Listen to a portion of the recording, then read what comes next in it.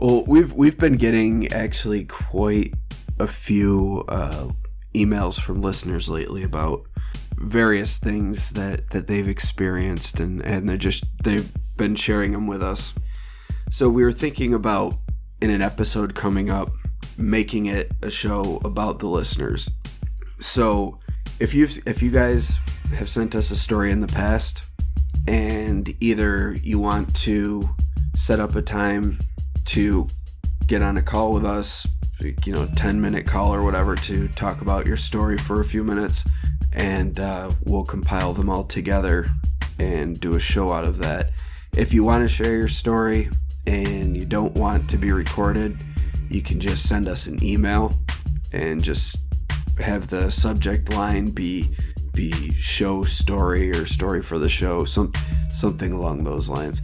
And that way we'll know you want to share your story on the show, and one of us will read your story and probably, if need be, fix the grammar. Well, I'm not that I think any of you are buffoons or anything, but I've seen some emails that have very, very, they need an editor. I'm not going to point anyone out in particular, but yeah, they're probably from me. Well, you as well, Mateo. Those are the responses. But we'll I don't want to leave anyone out just because you don't want to come on the air. So if you want to just share your story, send it to us and we'll read it. And if you want to remain anonymous, you can remain anonymous. If you want a fun little nickname, feel free, or we'll just call you by your name. But send those over to us, and the email address is thewhatcasters@gmail.com. And if you do want to come on the show we'll try to keep it to 10 or 15 minutes so we can get to as many as we can, but you'll need Skype. It's free to sign up, and you can literally get the app and call from your phone. You can just like a normal call. Yeah. So we don't really have a date in mind for this. We'll just wait till we get some stuff that comes in, and especially if we've got to set up calls with you guys, that could take a while just because time zones, they're a motherfucker. Yeah, scheduling and whatnot. But we'll get around to it, and it's something that we definitely want to do, so it's not going to be something we shit can. So just send us your stories and let us know if you want to come on the show or not. We can hang out for a little bit. Yeah. Be pals. Drink a cold one. Like old chums. My mom will make you meatloaf. Ooh. Not you, Mateo. Shit. The meatloaf is for the guests. This week now that we've got that little piece of business out of the way, we're going to be talking about alien implants and Dr. Roger Lear, and a documentary that we recently came across on Netflix called Patient 17, and it's a film by Jeremy Corbell. It's pretty crazy stuff.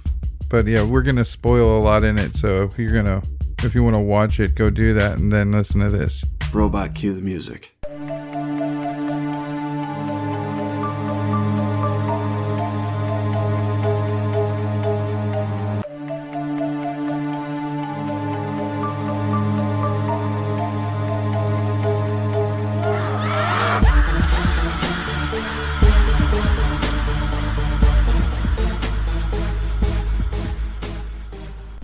I had no idea that there was such a close look taken at alien implants. I didn't know there was enough to make a serious study out of it.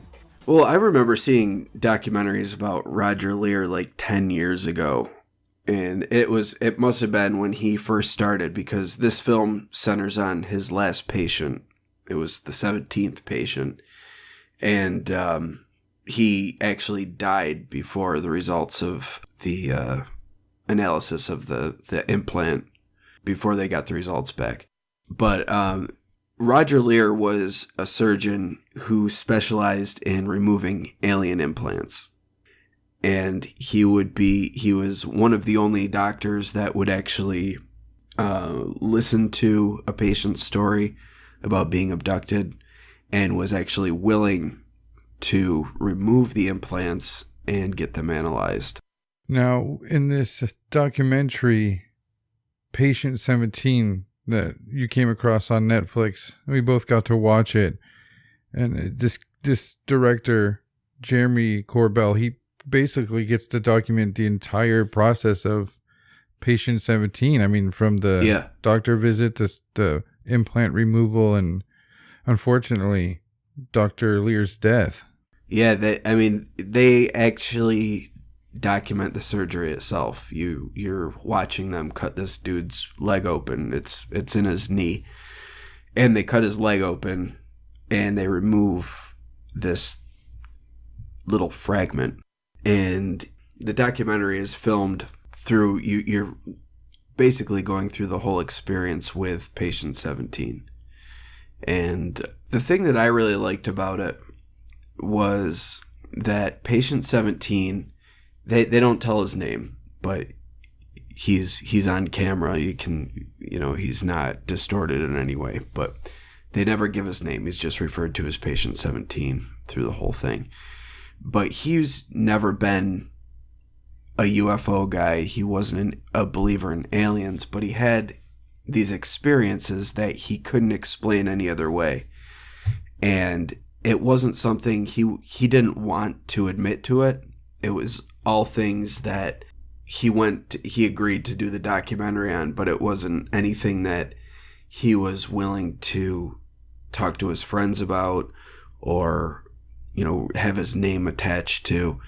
And you could tell that he was kind of struggling with this idea of aliens implanting him with something. Yeah, he definitely displayed the attitude of, I don't want this to be a fucking alien implant. Yeah, like he didn't want it to be a thing. But when he becomes faced with all of his experiences and the evidence that he's, after the results of the analysis come back, he kind of doesn't have a choice in it. And it's, the documentary, well, we'll get to the end of the documentary where it's a little too early for that. But as Mateo said, there will be spoilers for this. So if you don't want things spoiled, go watch it and then come back and finish listening to us. So the other thing about this documentary is that the guy that created it, Jeremy Corbell, he was actually approached by Dr. Lear, who wanted him to do this documentary on the subject. And Jeremy Corbell he's an open-minded skeptic. He told Dr. Lear that he's going to really dive in deep, and if Roger Lear is full of shit, he's going to document that, and that's going to be released. Dr. Lear was all about it. He said, please, I want you to investigate it. I want you to get in and see everything. So they agreed to do the documentary, and basically what was found is unexplainable. It really is. And there's a lot of terms that most people are not familiar with, but you've heard of before. But they explain it in a way. I mean, this Jeremy Corbell dude, I love the guy and the way he conducted himself and interviewed people. It was one of the things I thought he did best, is actually interviewing people. But I don't know, it's hard to believe. It's very strange. It's definitely unexplainable. And this is something that we watched them pull out of this dude's leg. Yeah, and that is a little bit graphic, so if you're a little squeamish, you might want to avert your eyes during that part, because they do show in graphic detail what it's like to get an implant removed from a part of your body. And I gotta say that when they cut them open, they make their incision, and they dig around there a little bit at the beginning, and then they separate it with these little, forcep type things. Yeah. That thing was fucking in there, man. That thing was way in there. It's either was implanted that deep or it had been there for years. Mm-hmm. Yeah, and that was the thing. He had no memory of any injury or anything that would cause this thing to be in his skin, Yeah. or to be embedded in his muscle tissue.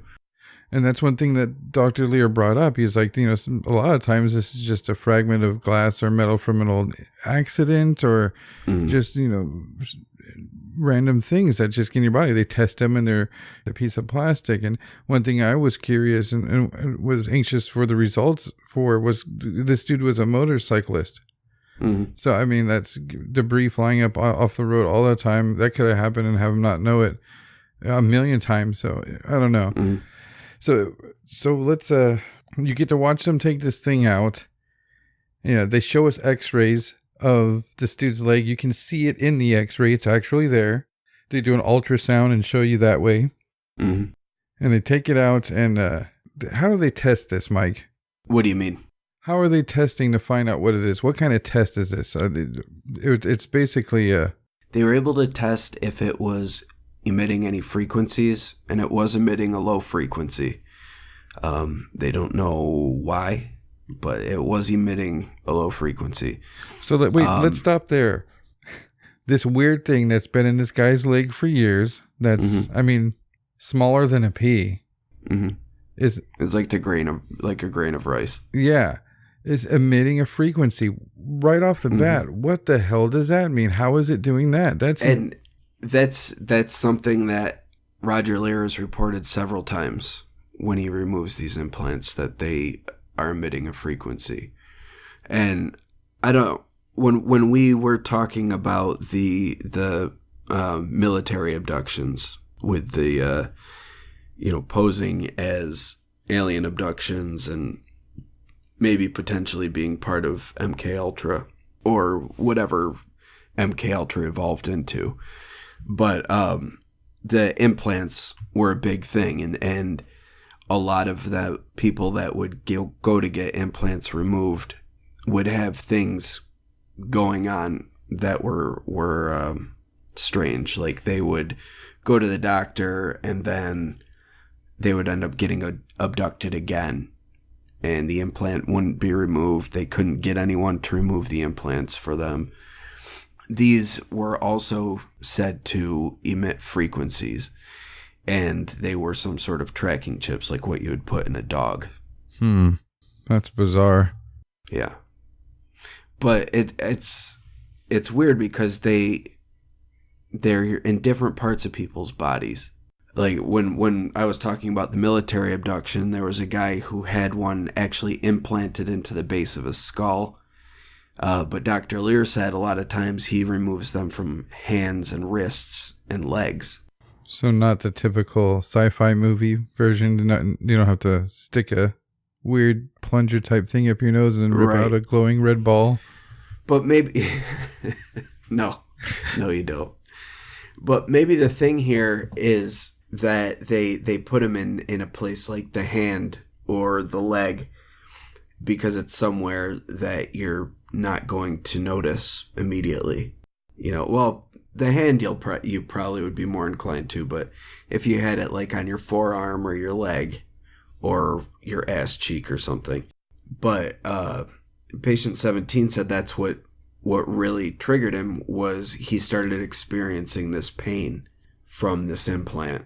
And after, feeling around himself, he felt this thing under the skin, and that's where the pain was emanating from. So, do you remember the story he told about how the pain started? Yeah. Well, tell that. Yeah, he said that the pain was so severe that he was riding his motorcycle, and he said he almost crashed because it hit so hard, and he was just able to pull over and get off his motorcycle and lay down right on the side of the road because he was in so much pain. And that's what they didn't say that till later. And I was wondering about pain or how he noticed it, but to hear that it was that severe, that's weird. I mean, that's almost like reminds me of like a dog, those shock dog collars. Just somebody pressed a button and was like, yeah, like that's the thing. Was it put there for something like that, or was it actually a tracking device? We don't know. We have no idea what it's from. or what its purpose is even.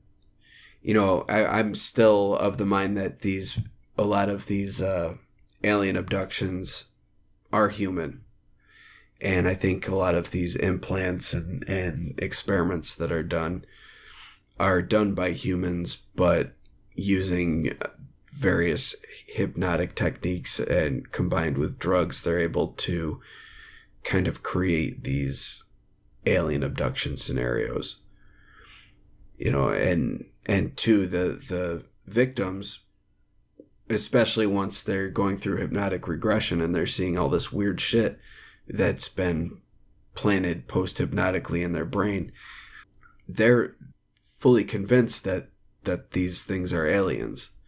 But I think that they're really people, and they're using the alien cover-up, or they're using the alien disguise, rather, to get away with these illegal experiments.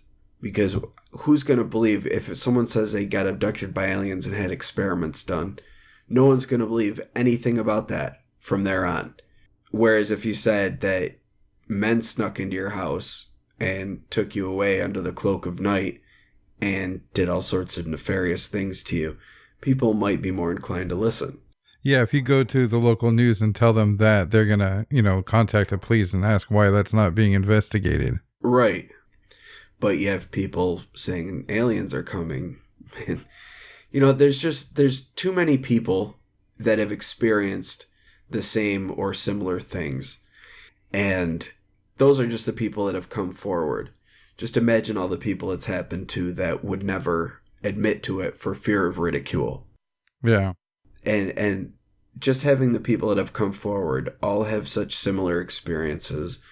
I'm not going to say that everyone is genuine, because you always have your nut jobs that'll claim they're being stalked by aliens, and various podcast hosts, maybe draconian reptilian vampires, werewolves. But, there's plenty of credible witnesses and people that would prefer that it didn't happen to them and don't want to go around telling people about it. And they'll tell, someone they trust. Or sometimes, in some cases, they won't even tell the people closest to them. They'll tell, a researcher or something, because the researcher's more inclined to believe them and not call them fucking crazy. Yeah, and just to be able to talk to somebody who might listen to that and take that seriously, that's more inclining. Yeah. I mean, there's even, I can't remember what it's called, but, a AA type deal for people who've been abducted. Yeah. Why would somebody create... Basically, if you're telling me that these people are making up their story, then basically this is a make-believe circle jerk. Someone's going to call them out on that. That's not... These people aren't all delusional. These people are people that have had this happen to them, and they've been affected by it. It's impacted their lives, and because of this alien thing behind it, they can't talk to anybody about it. You look at people that have been victims of rape or abuse, and they've all got somewhere to go. They've got people that'll listen, because it's a very real thing, and everyone's aware that this is a very real thing, and it's not something to take lightly.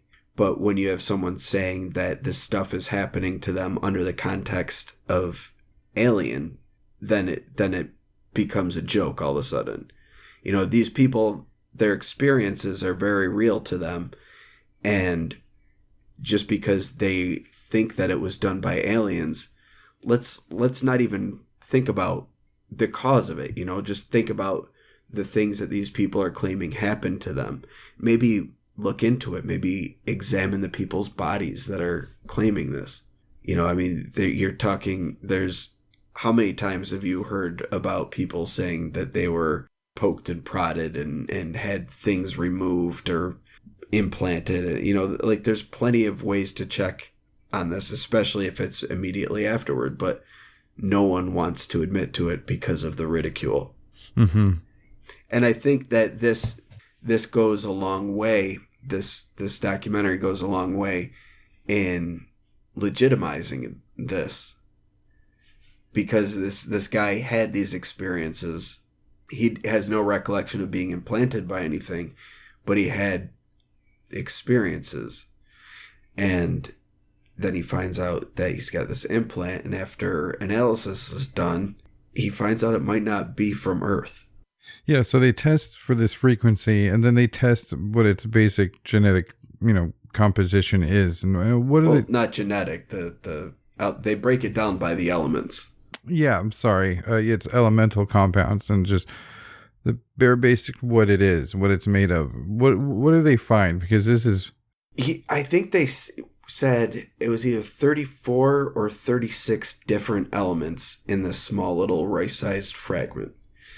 And there were what they called meteoric iron, which is iron typically found in meteors. And then there were, I think, 3 different forms of zinc that were found in there. But 2 of them could have only been made under basically a supernova. Like, it's not something that can be created on Earth. And all these... The entire analysis has been documented and signed off on, so it's all legal. If any of this information is false, whoever signed off on that would be tried for forgery. Yeah, that goes for the testing facility as well. They would get sued as well. Yep. So it's, to find out that this is potentially something that was created outside of our planet is crazy. But they've got this other guy that he's known by Nanoman, and he's like a supervillain, but he's a military-funded nanophysicist, and he's done work on advanced propulsion systems, and he's put in work into the cold fusion research field. But he also studies these implants, and after he reviewed the results of the analysis, he said that not only was this based on these findings not made on Earth, but it wasn't even made in our solar system, and to go even further, it wasn't even in our part of the galaxy that this was formed. Now, how would he know that? How would he be able to tell that? I guess because of the type of zinc that it was, that type of zinc is only created when there's a supernova. So it would have had to have been taken from somewhere outside of our solar system, because it would have been after a star went supernova, and we don't have any local stars that went supernova. They also found some other weird things, like they found a few super rare earth elements, as far as like, meteor iron, like you talked about. But there was high levels of arsenic. Yeah, they said toxic levels of arsenic. Yeah, that could have started making him sick, or I don't know why it hadn't yet. But, their test revealed, and reviewed by another guy, Nanoman, and that's just what he goes by. I'll talk a little bit about him, because the way they presented him was a little strange. But, this tiny little thing was literally... there's shit in it that's not from Earth, and there's shit in it that's from outer space. It's like a double blind confirmation, Yeah, it's weird. It's very strange. I don't really know how to explain that, because I've always been one that well, I shouldn't say always, but in the history of this show, I've been one to propose that the alien abduction scenario is not actual aliens, and that what we think of as aliens and UFOs aren't actual interstellar travelers. They're interdimensional beings, and but this evidence doesn't really line up with that. No, it doesn't. Now, this question that came up in my mind after watching this was, maybe, part of your theory holds together with this new information or with this evidence, like you're saying, maybe they're interdimensional, but this proves that they're coming from deep space. But what if this is humans implanting people with this? Maybe this was put in his knee when he was a baby born at the hospital. This is made of shit that we've received from extraterrestrials. Maybe this is part of the technology that we've... That is a possibility, I suppose.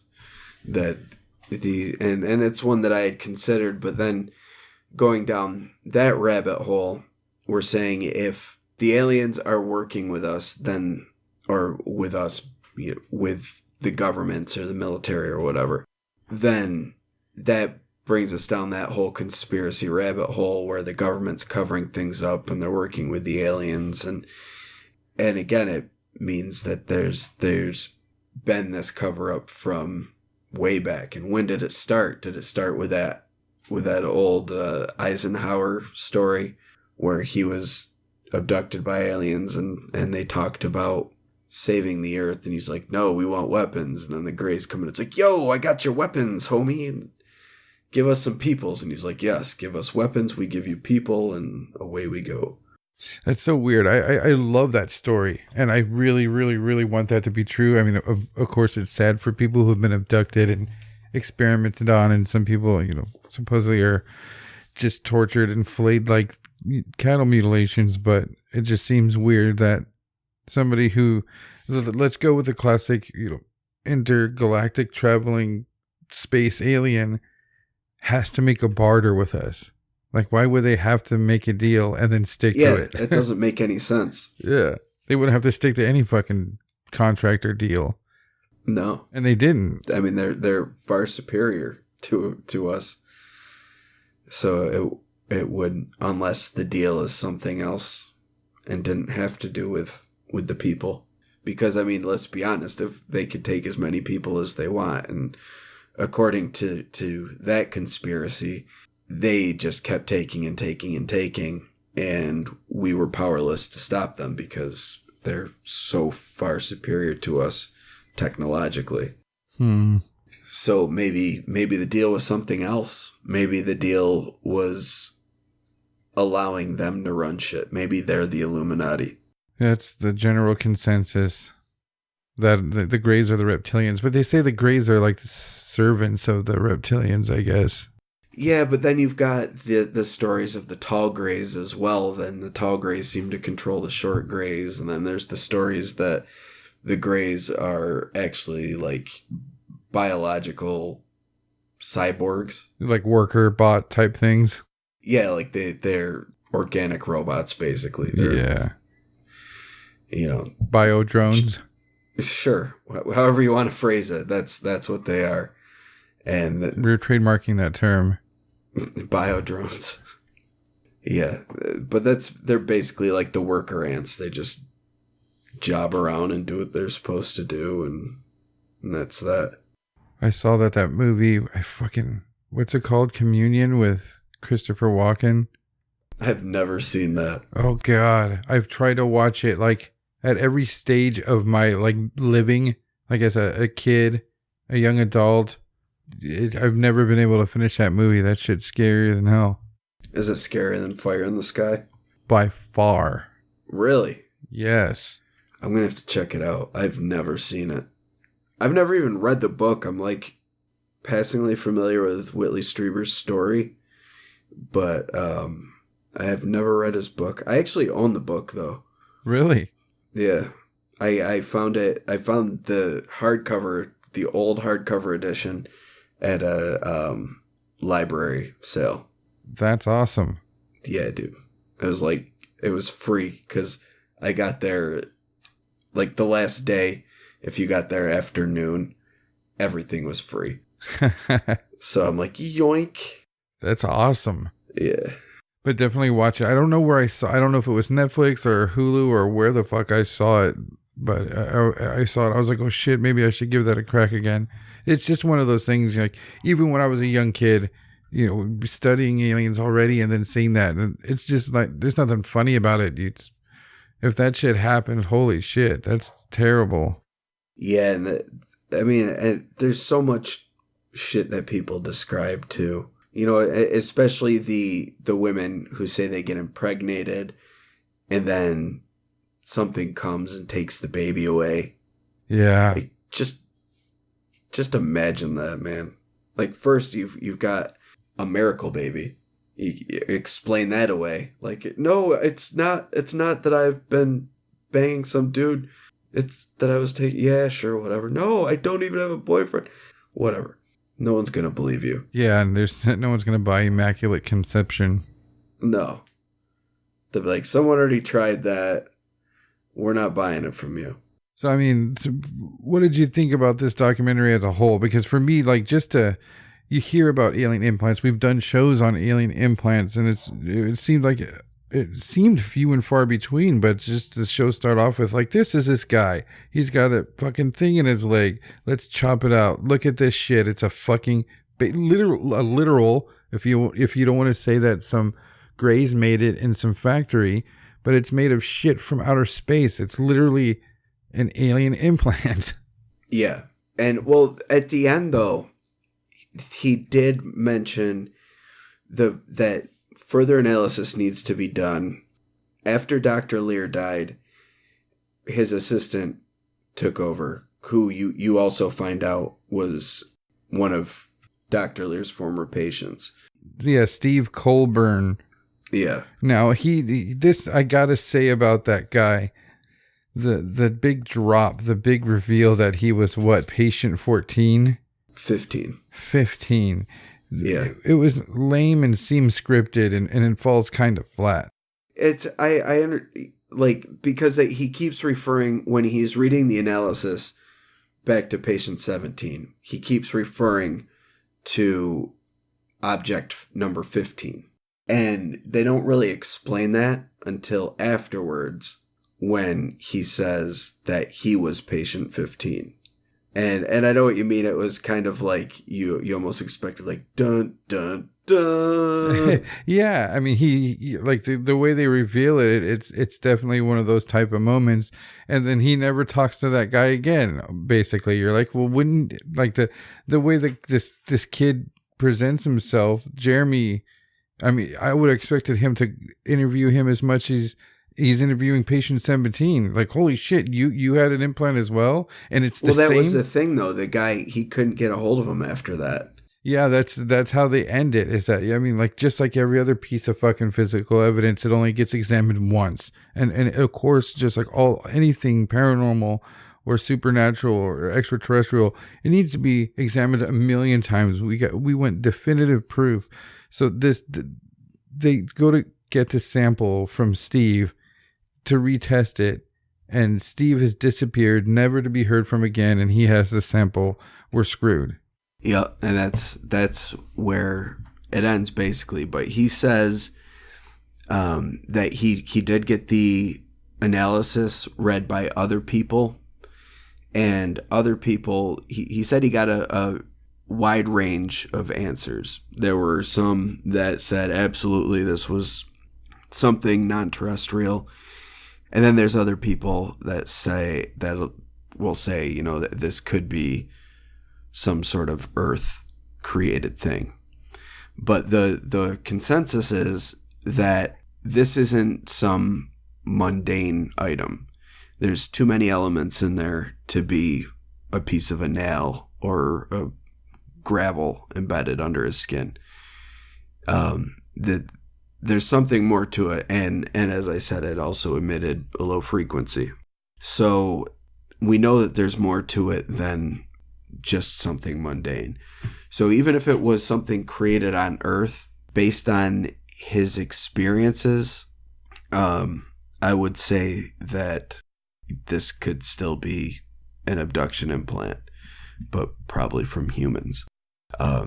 Now, we've talked about we've referenced his experiences.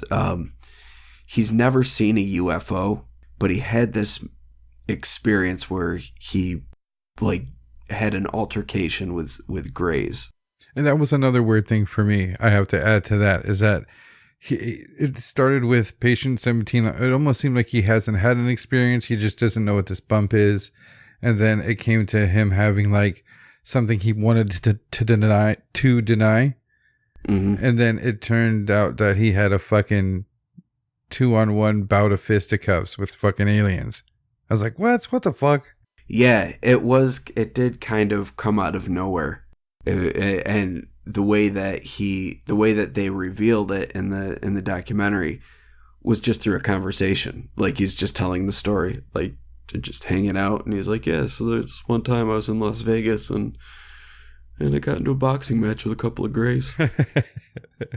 I took him down, poked one's eye, shot the other one in the knee with an arrow. He won't be adventuring anymore. Never again. No. He's going to go be a city guard in Zeta Reticuli.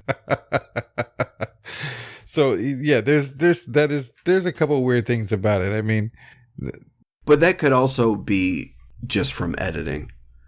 You know, editing makes all the difference in documentaries. That's true. So it could have just been like a weird editing choice for some reason that they put it in like that. Now, like we mentioned before, Dr. Lear died right when they did these tests on this fucking little thing that came from Homeboy's knee, which is very unfortunate. I mean, we just lost the other guy. Fuck, I just forgot his name. The Bigfoot researcher. Which one? And he did that documentary came out this year too, and he was fucking hiking in the woods. He was fucking cool old dude. And then he died like fucking 2 weeks ago. John Bindernagel? Yeah, exactly. Yeah, that's him. He was in that Bigfoot documentary I talked about on Don't Break the Oath. And then Scott McLean also died. Wow. Both in January. Damn. That sucks. But he, that's I was curious of why this was his last patient. I didn't know that he had died. So that was kind of a shock, but you didn't know he died? No, I don't know why shit. I didn't. Yeah, so that was I was like, this motherfucker just died. Yeah. When I was watching the documentary. But what did you think about when they did do the test? I mean, the patient 17 got an inpatient and went back with this film director to be like, hey, what the fuck? And what did you think about the stall and them actually doing any other tests or getting the test results back? I mean, Lear seemed very nonchalant about it. He was like, it fucking takes time, that bro. shit takes time. It's not like it's an overnight thing where you can just break down all of the elements, especially something that complex. You know, they're not going to be able to just, they don't have overnight spectrometry or whatever. I don't even know if that's what they did. But, you know, I don't think that's anything out of the ordinary in that regard. But if you want to get really conspiratorial here, don't you think it's kind of weird that Dr. Lear died during the filming of this by heart attack? I mean, he was fucking old. I'm just playing devil's advocate for the conspiracy minded. Yeah, he was fucking pretty old, but he seemed to be trucking along pretty good. I mean, he was doing fucking operations and investigating shit. Well, heart attacks happen. But if you remember back when we did the episode on UFO researchers that have been offed, a lot of them died from heart attacks. And we've heard it said from a lot of whistleblowers that heart attacks are the easiest thing to fake. That's true. That's fucking creepy, but true. And that's what Dr. Lear died of. And he was the only doctor that was removing these and getting them analyzed. You know, it's funny how nobody else will get behind that. I mean, just imagine being the next guy and the only guy who's taking out supposed alien implants. I mean, doctors these days sell out to like the pot industry. They're willing to put their doctorate on the line to be a dude who, I mean, talks to you for 13 seconds and then gives you a pot license, but nobody will get behind this. That's ridiculous. It seems like it would be an awesome position to be in. I'm the only motherfucker doing this. But you gotta also think, if this is something that's real and it's something that's actually being covered up, and if this grand conspiracy that everyone talks about is reality, then putting yourself on that side of things is also going to be putting yourself in the line of danger. That's true. And especially if you have a family, you don't want to get your family involved in that shit. who wants Men in Black visiting their kids on the playground, you know? Yeah. I was listening to something, I forget what I was listening to, but they were talking about how, I think they're talking about the Clinton Foundation and people, crashing into trees and stuff at 500 miles an hour in their car. And, Yeah. they always talk about people who don't, they would never off themselves. They would never do that. But you got to think about that. That's one thing people never consider. What if they don't threaten you? What if killing yourself is the best option they give you? What if that's merciful? Yeah, that's another thing. Threaten, torment for other people, for your loved ones. Or you can just kill yourself. Do us all a favor and just kill yourself. Yeah, exactly. Those people who would never, ever, ever would kill themselves or would in 1 second be 100% willing to kill themselves. Yeah, I mean, someone tells me to shoot myself in the head or they're going to burn my family alive. I'm taking that bullet, man. Or, I mean, it could be even worse. Maybe they're threatening abduction and experiments and all the wacky shit. Yeah. It's a lot to deal with. So, I think it's clear that Dr. Lear was offed by the draconian reptilian vampires and evil time traveling Barack Obama so that he would stay quiet about the military abductions and alien implants. Got him with the heart attack ray gun. Yep. They shot him with a heart attack gun.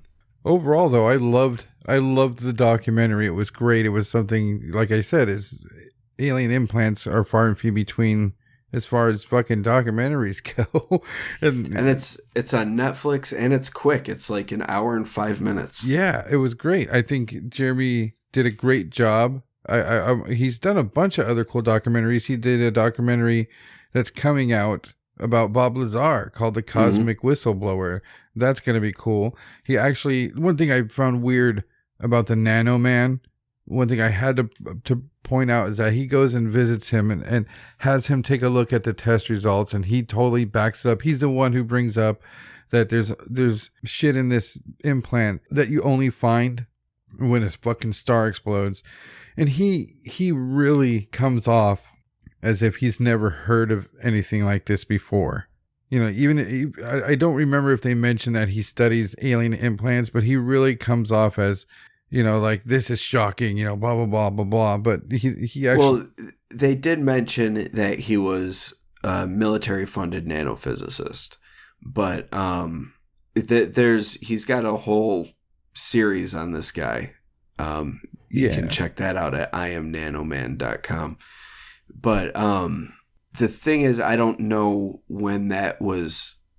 There wasn't anything to indicate when Nanoman started studying them. So it could be that he was interviewed before the Nanoman series came out, and he just had the Nanoman series done, like that was put out first. Maybe he was hoping for some follow-up on the Patient 17, and that's why we didn't get why that didn't come out first.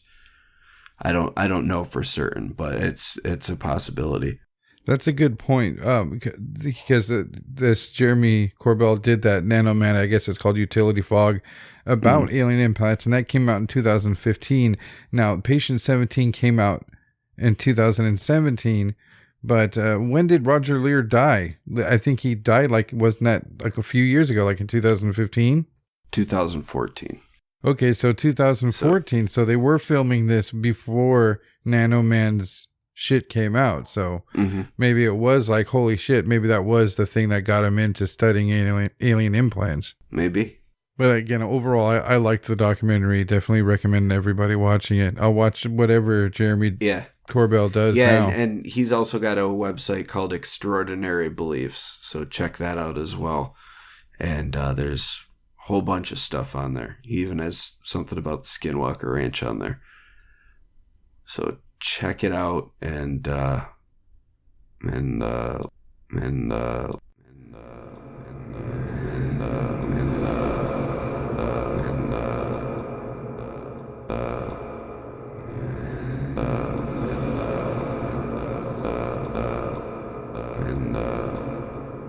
Let us know what you think. Thank you for listening to the Whatcast.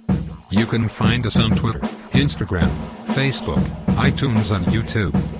Enjoy the podcast. Get yourself a Whatcast t-shirt or a sticker pack. Who was that dude on that one episode? Try the links in Homie's page. All this and more can be found at www.thewhatcasters.com. Thanks again for listening and have a great week.